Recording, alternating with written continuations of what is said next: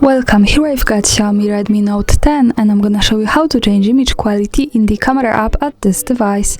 So at first we have to tap on the camera button to open it, and for now we are in the standard photo mode. From here let's go to the right corner to this button.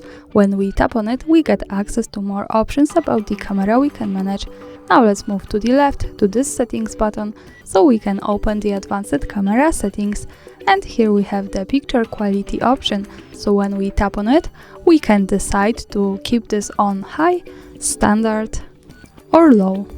And of course I suggest you to keep this on the best possible, which is high. And that's all, thanks for watching, subscribe our channel and leave the thumbs up.